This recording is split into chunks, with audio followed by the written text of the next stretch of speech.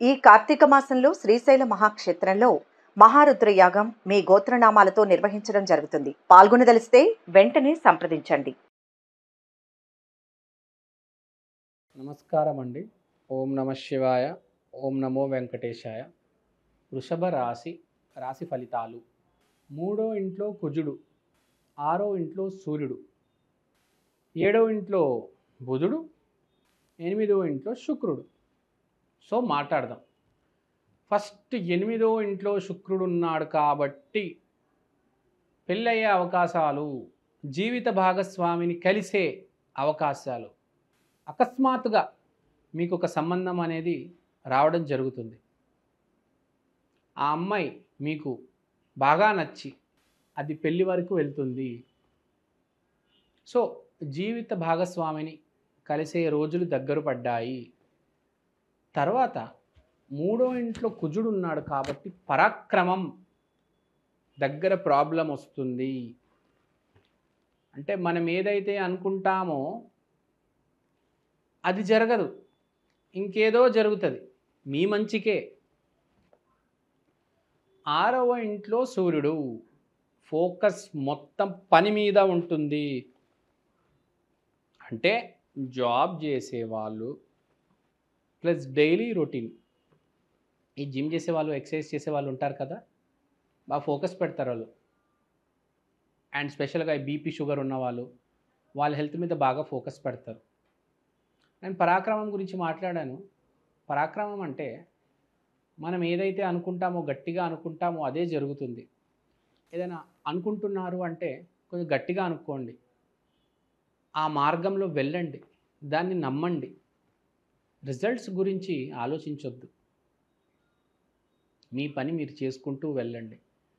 మీ ఆలోచన, మీ పని ఏ స్థాయికి వెళ్ళిపోవాలంటే ఆటోమేటిక్ అవకాశం ఇచ్చేటోడు మీకు ఫోన్ చేసి పిలుస్తాడు.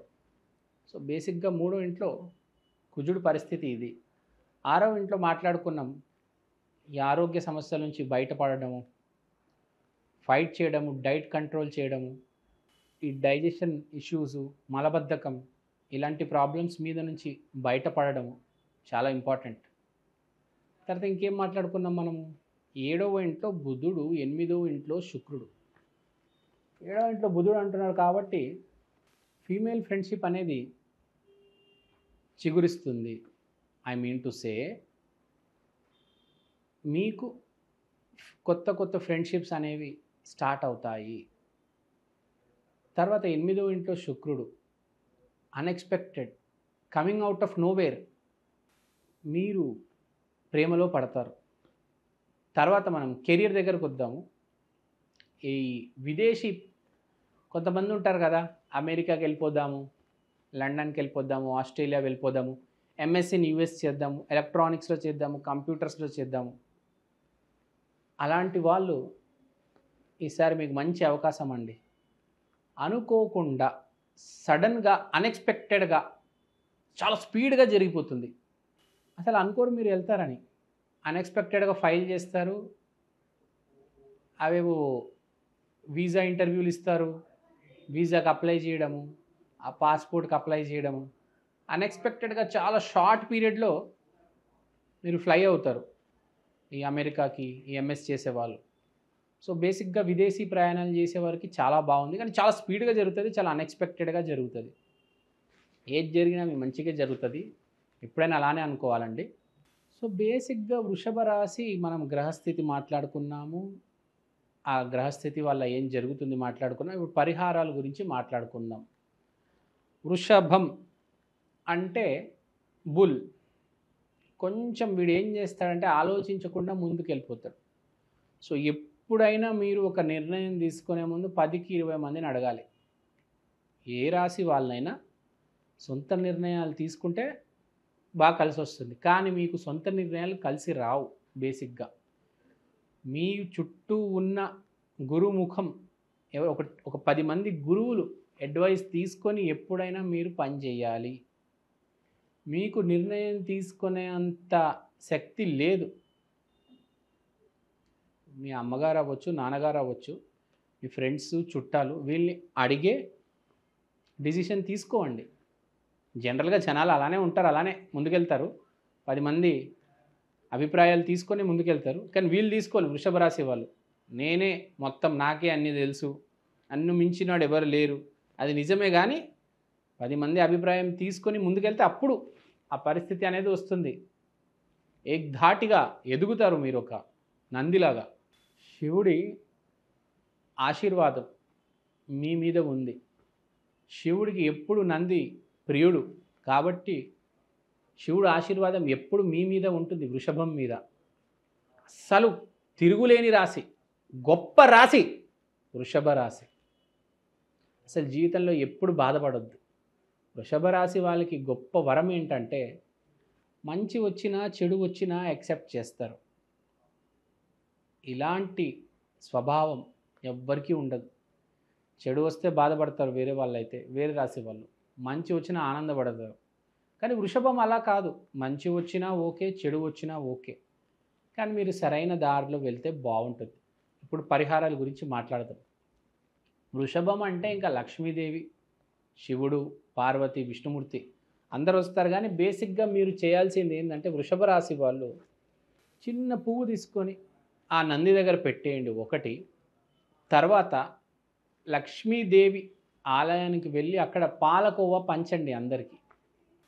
బాగా కలిసి వస్తుంది వృషభ రాశి వాళ్ళకి. సో వృషభ రాశి ఫలితాలు ఇలా ఉంటాయండి. థ్యాంక్ యూ అండి. Thank you so much. శ్రీమాత్రే నమః. నమస్కారం అండి. కార్తీక మాసం రాశి ఫలితాలకు స్వాగతం.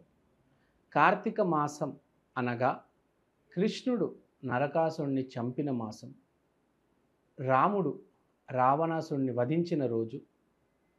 ఇక్కడ మనం అర్థం చేసుకోవాల్సింది ఏంటంటే చెడు నాశనం అనేది జరుగుతుంది.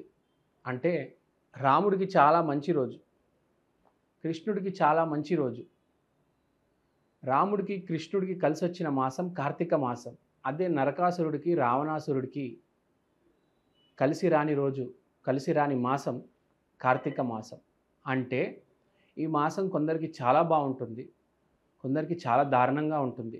మనం కార్తీక మాసంలో చూస్తూ ఉంటాం వ్యాపారస్తులకి అనారోగ్య సమస్యలు వస్తాయి, మంచి వాళ్ళకి మంచి ఫలితాలు జరుగుతాయి, జాబ్ రావడం జరుగుతుంది, బిజినెస్ రావడం జరుగుతుంది. ఎప్పుడైనా ఒక మనం కాయిన్ తీసుకుంటే దానికి ఎలా అయితే రెండు వైపులు ఉంటాయో కార్తీక మాసానికి కూడా రెండు వైపులు ఉంటాయి. ఒకటి మంచి, ఒకటి చెడు, మధ్యలో ఏమీ ఉండదు. ఓ మాదిరికి వెళ్తున్నట్టు ఉంది, ఓ మాదిరి జీవితం, అలా ఏమీ ఉండదు. ఈసారి చాలా మంచి జరుగుతుంది, లేకపోతే చాలా చెడు జరుగుతుంది. ఈ మాసం వైశిష్ట్యమే అది. సో ఇప్పుడు దాకా మీరు చేసిన పనులన్నీ మంచి పనులు అయితే మీకు తప్పకుండా మంచి జరుగుతుంది.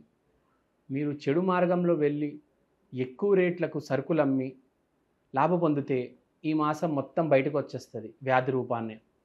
సో మీరు అర్థం చేసుకోవాలి, కార్తీక మాసం అనేది చాలా స్పెషల్ మాసం, మామూలు విషయం కాదు. శివుడు, కార్తికేయుడు వీళ్ళు పాలించే మాసం కార్తీక మాసం. ఈ మనకు చూసుకుంటే ఎన్ని మాసాలు వచ్చినా కార్తీక మాసం వైశిష్ట్యమే వేరు. అయ్యప్ప స్వామి మాల కూడా కార్తీక మాసంలోనే వేస్తారు. ఎందుకంటే కర్మలన్నీ మనం తీసిపడేసే మాసం ఇది. ఎన్ని పాపాలు చేస్తున్నా మీరు ఈ మాసం మీరు పద్ధతిగా ఉంటే, దీక్ష తీసుకుంటే బాగా కలిసి వస్తుంది.